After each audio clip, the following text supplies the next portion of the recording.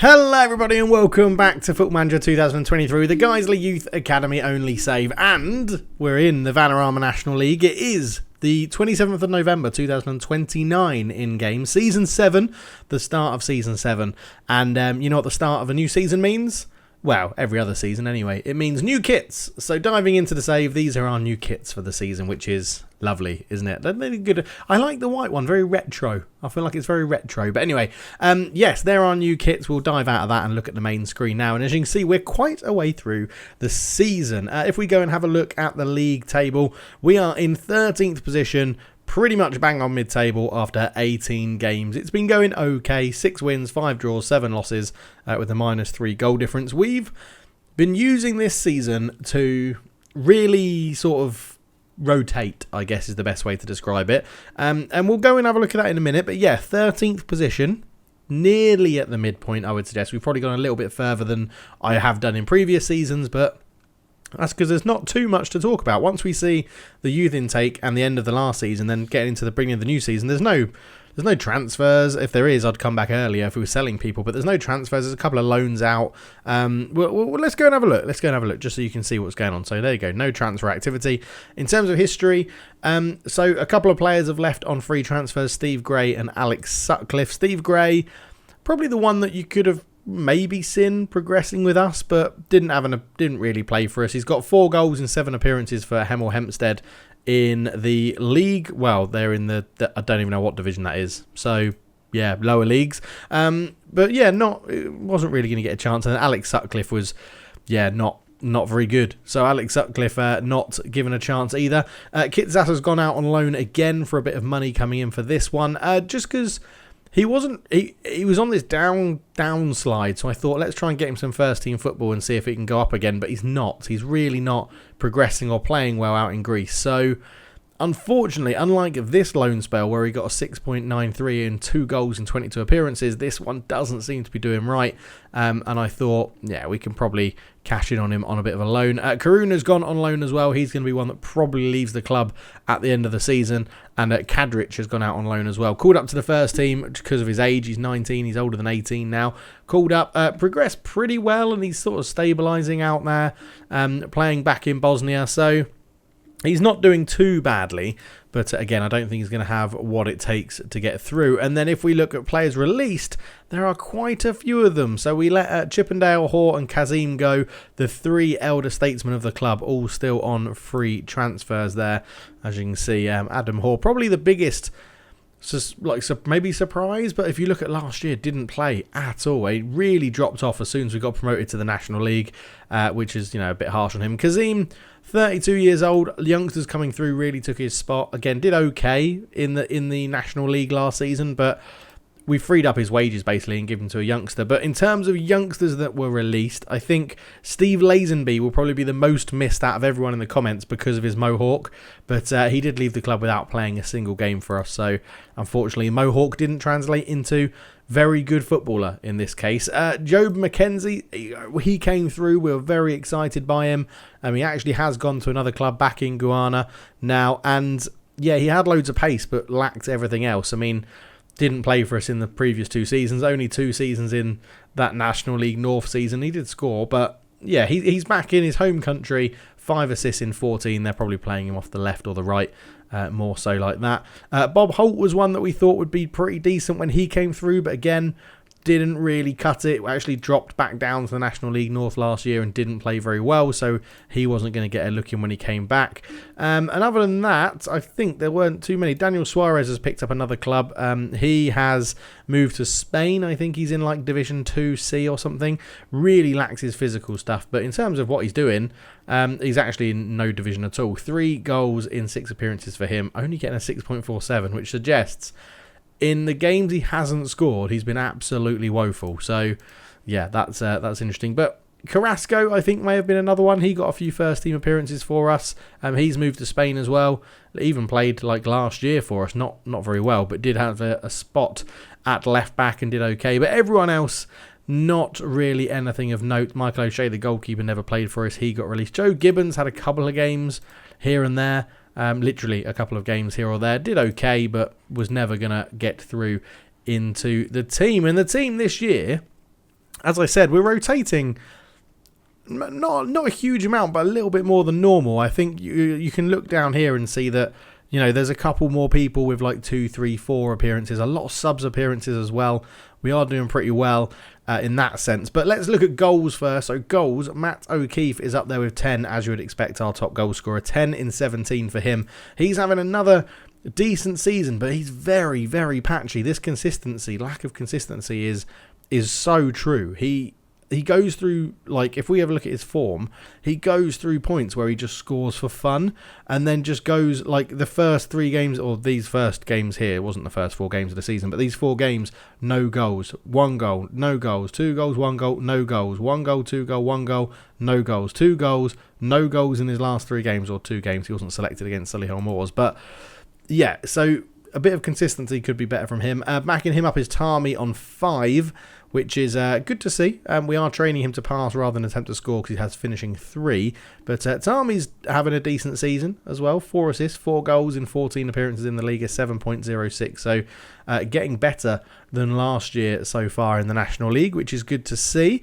And then we've got McFadden behind them. 4 goals from basically 8 appearances. But the big one, just bursting onto the scene because of injuries and tiredness, Jamal Warhurst, who we flagged when he first came through the youth team and potentially having something decent because he had technique, agility, balance, jumping, reach and pace. And basically he's come into the first team now and scored 4 goals in 2 games, getting an 8.65. He has been very good coming in. It's another option for us off the bench as a youngster that can play on the wing, can play up front. So really good to have him around. Cameron Thorpe has picked up a massive injury. He's been out for quite some time. Still got another 2 months to go as well. He had done okay. He had started settling into the team. 2 goals in 12. A 6 point... Well, he's done pretty poorly actually with a 6.44. I think his off the ball is what lacks him, like really lets him down, so we're going to try and train that, although the big injury is going to have a huge impact on his development. And the other one was who he not really played at all, Lewis Salt. Hasn't played this season because he broke his ankle and has been out for 5 months, and he was key in the last 2 seasons playing for us in central midfield, but yeah, not played at all for us this season. So hopefully he doesn't have too much of an issue coming back from that. I mean, he does have good bravery. He was already a little bit susceptible to injury as well, but it'll be interesting to see how Lewis Salt comes back from that one. But Dean Keenan has basically been taking his place in central midfield. He's got just over 10 appearances this season. Let's go back to appearances. And then, yeah, Brooklyn Christie's up there. We've got both attacking midfielders. Ben Fitton's up there as well. We've had big issues at right back with Topless Burrow and Harry Jordan both getting injured at the same time this season, which was a nightmare. So we've had to shove basically Barnett, who's our youngster coming up from the back, who is definitely a centre-back, but he's had to play right-back occasionally. Or we've actually been put in... where's he gone? We've been put in... this is where... Oh, Paul Byrne, he's right at the top. Paul Byrne has played a couple of games at right-back as well, but I do prefer him in at centre-back. But yeah, all in all, it's been pretty good. I think the biggest shock is that you'll see here the top appearance goalkeeper is Scott Lloyd. We've had a changing of the guard in terms of goalkeepers, which is good. Some degree is good. They're still sort of rotating. So Scott Lloyd has played 15 times this season. Carl Trineri has played 5. It's a changing of the guard. Yeah, 5, 7 conceded, 2 clean sheets, a 7.22 for Trineri. And Scott Lloyd has had 13 appearances, 24 conceded, 1 clean sheet, a 6.65. So maybe Trineri should get another run as the first team goalkeeper and see how he does. But yeah, a lot more rotation going on. We're mid-table. I think using that fitness is coming to our advantage, where most teams are just sticking with their same 11. We are rotating quite a lot. We've missed as well. Tony Hogan has been away on international duty for ages, and it has really, really hindered us. If we just go and look at his form, you'll see. So international duty, international duty, and then he got injured and had a bit of light training earlier on. But yeah, so it's been a little bit of an interesting sort of scenario and time for our team here. If we have a quick look at analysis then, so we'll look at O'Keefe. He's been our best performing player. He's got high distance covered, high number of sprints. He's over here, and you can see there's Shane Tarmi is the biggest outlier. out there. But yeah, he's been doing pretty good. Expected attacking outputs. He has a high non-penalty expected goals and a high quality creating chance creation from open play. So he's doing really, really well in terms of his league performance as well. And if I go to, let's go expected goals. Can I see that? No, why is that not XG? It's not giving me the individual XG, which I wanted to do, but I assume it's probably in more details here. So Matt O'Keefe is there. Open play expected assist 0.2. Non-penalty XG per 90 minutes is 0.5. But he is basically outscoring that, I would say, because he has six. He's only got 6 goals in the league, actually. He's got 10 overall, so 4 of them have come in cup competitions. Yeah, we aren't scoring as many goals. We definitely aren't scoring as many goals, but I feel like we're in a good position with the league and the squad and how it's all fitting out. I do think it's pretty good. Now, the bad news is that finances look pretty woeful. 122 grand in the red, which isn't ideal. We did have some big money spending friendlies. A lot of you have been putting comments in there, so any more comments around how to improve finances, what I can do to do it. I can't sell players. I'm trying to sell anyone that we don't play who has a bit of value, but it's proving very difficult. And I don't really want to sell starters just yet, because they're going to get better and they're going to play better. But yeah, any hints and tips about that is much appreciated. And talking of finance, thank you to Connor, who joined the YouTube channel as a member. So that's a signed up thing. If you did want your name in the game, Connor, leave me a message down below. You have signed up to the thing that says I can rename a player to a name you prefer, your name. Let me know, and we can do that for the next intake of players that we get. There is also, you can sign up to that. There is Patreon down below as well. So thank you to Joe and Jan, who are Patreons for the channel as well. And we will, again, in the next intake, we'll get your names in the game. You can pick an intake that you want. Just leave me a comment down below and we'll go from there. So thank you very much. I don't ask for that extra income. I appreciate anything I get. It's much appreciated. So yeah, thank you very much indeed. But we do have a game today. We are going to be playing a game at the sort of beginning half of the season. I know we've gone a little bit further, but we're going to be taking on Boreham Wood, and we've gone for Boreham Wood because they're 4th. It's going to be a very tough challenge to see how we get on. You can see it's been a bit, form's been a little bit all over the place. We are into the FA Cup second round to play League 2 Walsall away from home, so we'll get a bit of money from that as well. Half the gate receipts will be lovely from that one. And these are our friendlies. We lost to Forest, to Burnley, to Bradford, to West Brom, and then had a bit of an easier run to get our form up and our morale up before the season started, which is good. All in all, pretty good. I was going to come back for the Fylde game, and I wish I had, because it was a 3-3 draw. It was an absolute stunner, but what can you do? And that was Jamal Warhurst getting 2 in that game, and then he got 2 against Solihull Moors, where he won 4-0 as well. But yeah, let's go and play Boreham Wood. I'll sort out the team. We'll be back for the team talk.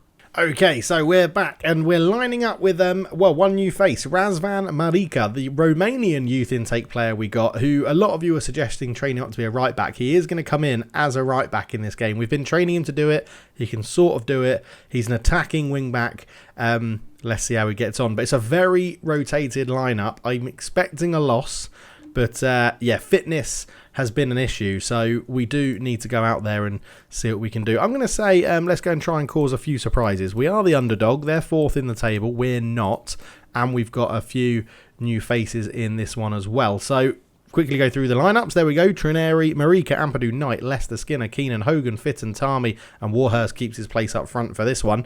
Boreham Wood lining up in a 4-2-3-1 as well. A couple of mix. Glatz was really good, but a couple of mix of new gens and old gens and original players and stuff like that. But Boreham Wood up in 4th. A win could take them 3rd. We're in 13th. A win could potentially take us 11th into the top half. But yeah, I'm still in 2D to try and see what I can do, as Keenan has really lost out there. That's a really early penalty. Ampadu has dived in, got a yellow card within 22 seconds and given away a penalty. So Trineri, who we praised before, can't keep it out. Powell sticks it home. His 10th goal of the season within a minute. We are 1-0 down, and Ampadu was an absolute shocker at the back there, hasn't he? So, yes, that's not very good. That's not a good way to start the game, guys. Diving into a tackle on their best striker and giving them a free shot at goal with a penalty. Not ideal. So here come Boreham Wood again. Taberner on it, who seems to have picked up a little bit of a knock. Andrews coming down the right, swings a ball in, and Trineri holds on really well. Now, I mean, we've put quite a lot of pressure on Marika, coming in as a youngster.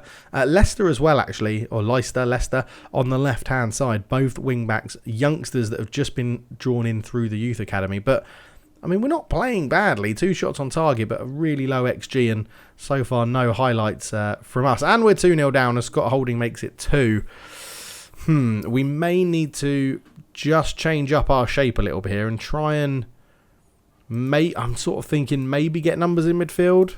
So potentially like this, it's a little bit more attacking from the centre, but a little bit more shape in terms of keeping that central midfield position in a box. So let's see how that works out. As Keenan wins the header, Tarmi's there to flick it on. Andrews, again, down the line to Taberner. Ball in, and Trineri, good save. I mean, he parried it straight back into danger, which isn't ideal. But we hold on. 2-0 at the moment. It's all Boreham Wood. Trineri, good save again. We're not quite seeing enough highlights to understand a difference we could make. And we're not really having any sort of outball and attacking. I do have a very defensive shape that we could go to, which is like a 4-2-2-1-1. It's basically a 4-4-1. A 4-1-4-1. But, yeah, we'll have to see. Yeah, we're just not creating enough. Okay, let's... I just want to see a much better display. I want to see a much better display. Individually, let's go Warhurst, point the finger. You've not been good enough. Good, it didn't affect him negatively, which is okay. And then, sticking on individuals, we'll go Marika, who's not playing too bad, and Leicester, who is. And just pump the fist and be like, come on. But to both of them, we'll say, that both the youngsters, we can be like, you can do all right in this game. It's not going to be dreadful, but we do have some more senior players. I mean, they're all about 20, but we do have some more senior players on the bench if we need them. It's it's not been a wonderful game. Taberner goes the long way around, shoots. He wins a corner, and the thing is, conceding from corners is brutal doing the youth academy save because so many youngsters can't head, they can't jump, they're not strong, and that's very annoying. Keenan with a good tackle. Marika, ball in, looking for Warhurst. Hogan, Warhurst again, shot block corner. It's good to see Marika doing all right on that right-hand side, getting up a little bit and attacking. Ball in, headed away at the front post. Ampadu's there, back to Tarmi. Tarmi into the box. He's so easily tackled by Blair, though. I think 50 minutes gone, we may have to look for some fresh legs up front. Warhurst not doing much in this game. Marika down to Hogan. Hogan back to Marika. Marika swings it in, header. Oh, Luami makes a good save. I thought that was the moment there. But I think it's time for O'Keefe, who, as you can see, is just a little bit tired. A lot of our players are just a little bit tired, feeling the amount of fixtures that have got to be played in this one. And at this point, this November, December, January period is brutal in terms of how many games we have to play. And that's where our rotation is hopefully going to come in handy. But at the moment, just the one sub. And it is O'Keefe, and his free kick hits the wall. I was hoping he'd get on the rebound, but he didn't quite get there. Right, Fitton not having a good game. Skinner not playing brilliantly. Leicester not playing brilliantly either. Ampadu, Marika, back to Ampadu. Keenan, Tarmi, back to Knight. Can we create some space? It's a bit too direct that, looking for O'Keefe a bit early, but we win it back. Ampadu, Marika, Keenan. That's good ball to Tarmi. Tarmi, where's it? O'Keefe can't put it in. It's better though. Better from Guiseley. It's looking better, this little change of shape. Glatzel goes over the top towards Atkinson, who picks it up. Atkinson to the byline, cuts it back. Oh, and just as I say, it's looking better for Guiseley. They go and make it 3-0. And why did I pick a game against the team in fourth to do live on camera? Why didn't I pick like Solihull Moors, who had bottom, and we smashed them 4-0? Unbelievable. Right, I think Leicester's going to have to come off. We're going to bring on Byrne. He's a bit tired, but we'll push Knight over to left back for now, and I think Fitton is just not having a good game, so Christie's going to come on for him in that attacking role. And yeah, Fitton and Christie, they're competing for the same positions basically in either formation we play. They are competing for the same position, and Christie's probably edged it slightly, but yeah, Fitton has kicked up a bit of a fuss around game time, so he's getting a bit more of the starting positions at the moment. But let's give them a shout of encouragement. 3-0 down. I feel like 3-0 is a bit of a tough score to take. I don't think we've been 3 goals worse, but Knight on the left. Tries to turn and goal will clear it. Keenan loses out to Harrat, who gives it to Atkinson. Oh, he's giving it straight to O'Keefe, who tried to bend it in the top corner. Couldn't quite do it. And I think this game is just going to peter down potentially to... Oh, no. Good tackle from Ampadu when he's already given away a penalty in the game. That's a very brave tackle to make. Keenan, Christie, Ampadu. Out to Marika. Over the top, looking for O'Keefe, who's got him behind. O'Keefe! Oh, Tommy! Oh, he's at the post.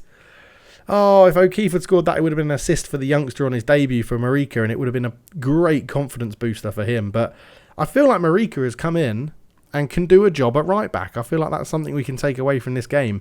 He's stepping up to the plate when needed. Obviously, Topless Burrow and Harry Jordan are both in front of him. O'Keefe scores! Come on. And it was Marika with the assist. Oh, he's offside.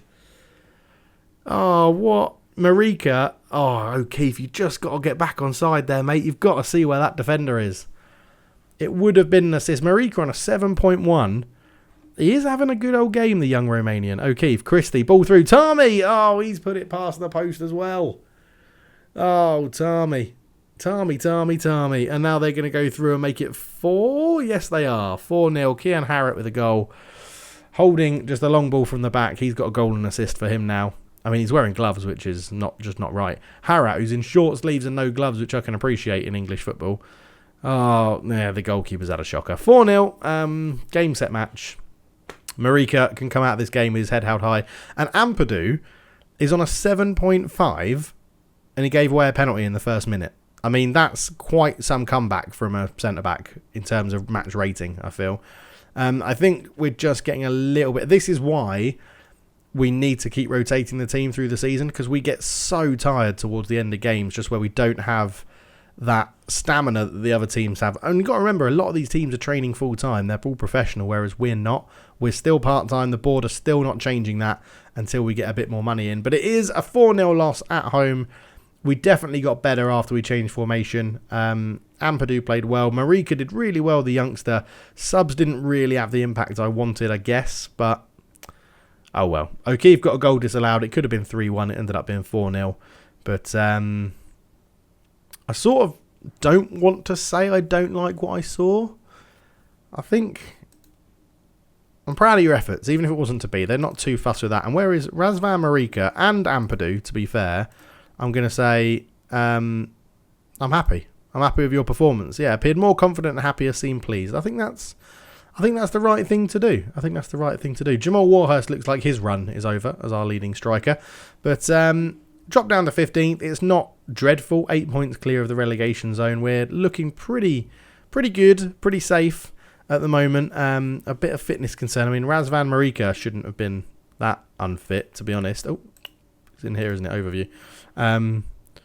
Yeah, so he's learning makeshift, but I feel like maybe he really shouldn't be very good, but maybe we get him in right back a little bit more often. Yeah, we'll have to wait and see. It was a debut to forget. I think he played really well. So let's not worry too much about that. But overall, then, looking at the club, the board are still pretty happy. They're B. They're happy with us. The supporters are getting like C. I'm like, shut up. We've got you promoted and we're keeping you up there without signing anyone. The club info is looking okay. Facilities-wise, not much has changed since the last time we reported on it. We've got exceptional academy coaching, fairly basic youth recruitment. I'm consistently asking the board for stuff, and they just can't do it because there's no money.